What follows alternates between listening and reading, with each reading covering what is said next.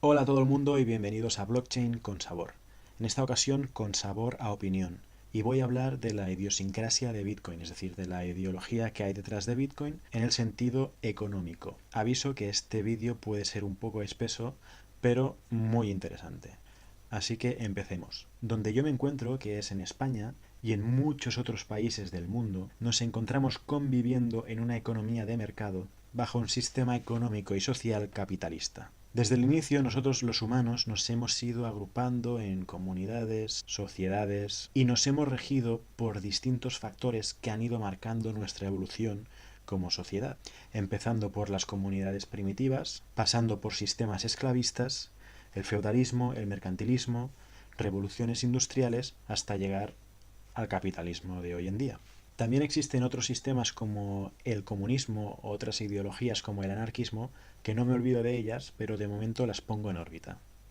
En los sistemas económicos y sociales que acabo de mencionar, la ideología hegemónica, es decir, la que se ha impuesto, ha hecho que ciertos poderes hayan sido delegados a unos líderes u organizaciones para gobernarnos, controlarnos, liderarnos o como queráis llamarlo. Esto ha ocurrido y ocurrirá siempre. Una ideología hegemónica primero trata de imponerse, ya sea persuadiendo a los demás o imponiéndose a la fuerza, y una vez está instaurada, su objetivo es mantenerse en el poder. Hoy en día el Estado y sus instituciones son los que se ocupan de redactar las leyes, de hacerlas cumplir, juzgar su incumplimiento y también ofrecer servicios públicos, por supuesto. Y por otro lado tenemos los bancos centrales, que son los encargados principalmente de la política monetaria. En Estados Unidos tenemos la Reserva Federal, cuyos principales objetivos son el control de la inflación y la generación de empleo, y en la zona euro tenemos el Banco Central Europeo, que tiene como principal misión el control de la inflación, dado que la generación de empleo es política de los Estados miembros. Ahora bien, detrás de toda esta infraestructura de gobiernos y de sistemas monetarios, también hay una ideología y un modus operandi. Como dice el doctor en economía Amos en su libro El patrón Bitcoin,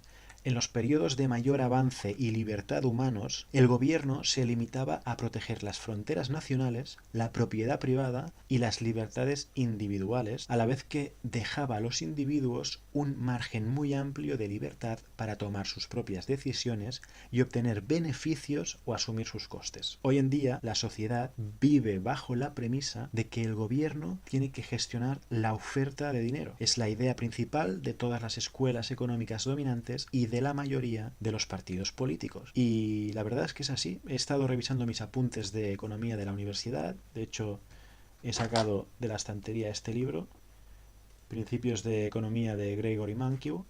Y sí, o sea, el libro se basa básicamente en que el gobierno o el Estado o un banco central tiene que controlar la política monetaria.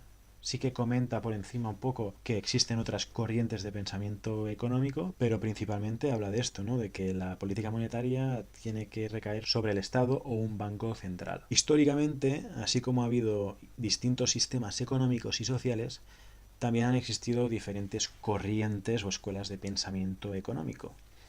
Desde la escuela clásica, iniciada por Adam Smith y su obra La riqueza de las naciones, que defendía la teoría de que nosotros como individuos, buscando el bien individual, acabamos generando un bien común. Teoría que sería cuestionada en el siglo XX por la aparición de la economía experimental y también del premio Nobel John Nash con su teoría de juegos, escena particularmente graciosa, la de la película Una mente maravillosa, que va precisamente de John Nash, de la vida de John Nash, y es muy recomendable. También pasamos por el marxismo, centrado principalmente en la figura de Karl Marx, que decía que con el capitalismo cada vez el capital se concentraría más en las manos de unos pocos y se empeorarían las condiciones de vida de la población, provocando una revolución social que terminaría con el sistema capitalista dando lugar a un sistema comunista. También pasamos por la escuela neoclásica, que introduciría el enfoque microeconómico, hasta llegar a las escuelas con la ideología dominante de hoy en día, que serían el keynesianismo y el monetarismo, o también llamado neoliberalismo, con Milton Friedman como máximo exponente. Pues bien, la corriente económica hegemónica hoy en día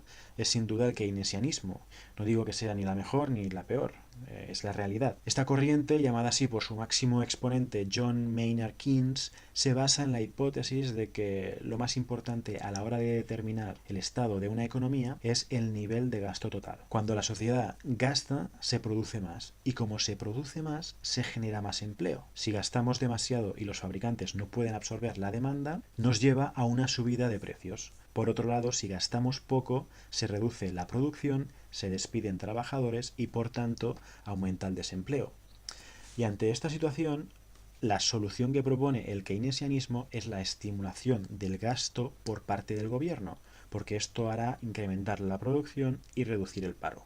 Este gasto el gobierno lo puede estimular de tres formas. La primera, aumentando la masa monetaria, la segunda, incrementando el gasto público y la tercera, reduciendo los impuestos. Reducir los impuestos no implica necesariamente que la gente vaya a gastar eso que ahorra por la disminución de los impuestos. El gasto público significa romper las huchas, ya más que rotas, de los estados. Por tanto, nos queda crear y crear más dinero, o sea, aumentar la masa monetaria. Básicamente se crea dinero de la nada, de un banco central, al que la sociedad le ha dado los poderes para que pueda hacer eso, y este expande la circulación del dinero por su red de bancos comerciales y estados. De ahí va a la sociedad con intereses más elevados. De hecho, un inciso, una vez leí en un libro que no me acuerdo cómo se llama, la regla 363 de los banqueros. Tomar prestado al 3, dejar prestado al 6 y a las 3 en el campo de golf. No quiero decir que ahora sea así, pero me hizo gracia y es verdad, es el negocio de los bancos. Pedir prestado de un banco central mucho más barato y dejar prestado mucho más caro. De esta manera, el banco se beneficia del sistema de reserva fraccionario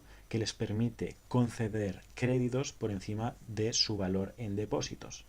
Es decir, además de conseguir dinero por parte del Banco Central a un tipo de interés que pueden dejarlo prestado a un tipo de interés mucho más alto, no necesitan tener todo el dinero en reservas. Es decir, se permite que los bancos dejen más dinero del que realmente existe. También es cierto que esto permite a los clientes del banco recibir un pequeño interés por depositar el dinero y no pagar para que el banco lo custodie, como ocurriría en un banco donde la reserva es del 100%, donde tienen que tener todas las reservas. Pero una cosa, si el Banco Central es el que crea el dinero, ¿de dónde sale el capital que se necesita para cobrar los intereses? Si el Banco Central solo creó el principal, ¿quién crea el dinero correspondiente a los intereses para que puedan ser devueltos?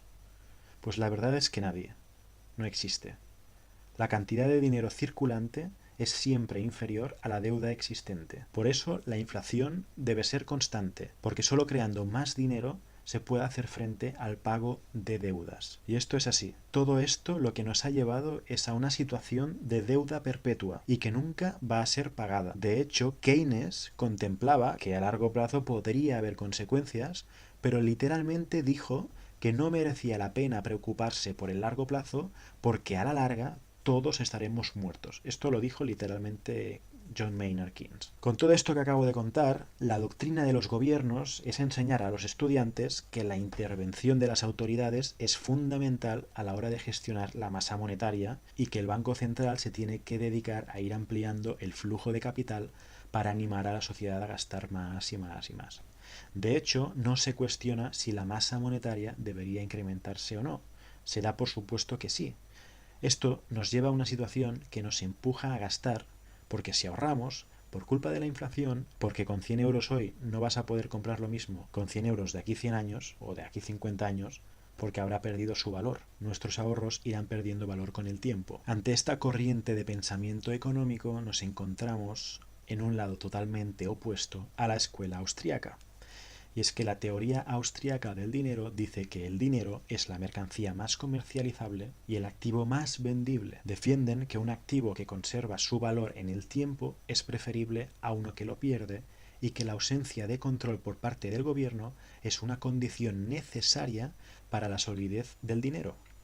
Según su punto de vista, si la oferta del dinero es fija, el incremento económico hará que caigan los precios de bienes y servicios reales. Un mundo así desalentaría el consumo inmediato, pero fomentaría el ahorro y la inversión de cara al futuro, por lo que una sociedad que aplaza permanentemente el consumo, a la larga acabará en realidad consumiendo mucho más que una sociedad con bajo nivel de ahorro. Además, las sociedades con una divisa con valor estable aprenden a ahorrar y a pensar en el futuro, mientras que las sociedades con una elevada inflación y una economía que va devaluándose desarrollarán una alta preferencia temporal, ya que la gente pierde de vista la importancia de ahorrar y se concentra en el disfrute inmediato. Por estas razones, los de la escuela austríaca son más favorables al uso del oro como moneda o al patrón oro con una reserva del 100%. Y aquí, con la teoría económica de la escuela austríaca, es donde entra en juego Bitcoin, ya que Bitcoin va a tener en el futuro 21 millones de Bitcoin, ni uno más ni uno menos. Y esto lo que va a hacer es crear una cantidad limitada de Bitcoin y va a asemejarse mucho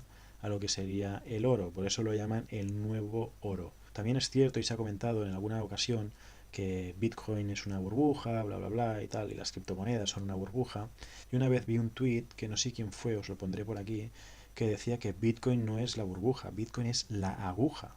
La burbuja realmente es el sistema económico actual de deuda perpetua que es insostenible. Los gobiernos están muy endeudados. Si veis, la deuda pública de Estados Unidos es una salvajada y nunca va a ser pagada. O sea, la deuda de los países nunca va a ser pagada, nunca. Se van a pedir préstamos para pagar deudas, para pagar intereses, las primas de riesgo se podrán incrementar, incluso países podrán pagar algo de su deuda, pero nunca se va a poder pagar la deuda, por lo que acabo de explicar en el vídeo, porque no hay dinero material para pagar la deuda. Y aquí es donde, si toda la sociedad cogiera y se pasara a las criptomonedas o se pasara a Bitcoin, en mi opinión, habría un caos.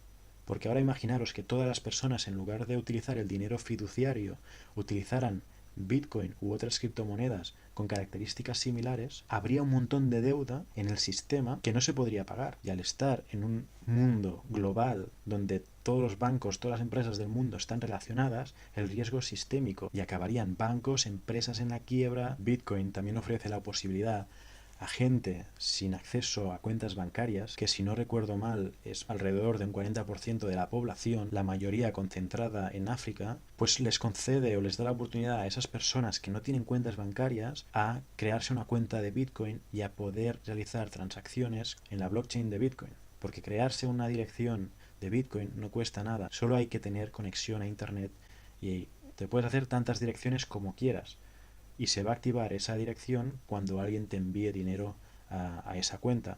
Por ejemplo, un vendedor ambulante en un desierto de África, el Sáhara, con una wallet de papel, una wallet, una cartera, con un QR impreso, ese comerciante podría vender su producto a un turista que tuviera Bitcoin y un móvil y realizar la transacción enviándole dinero, escaneándole el QR al comerciante.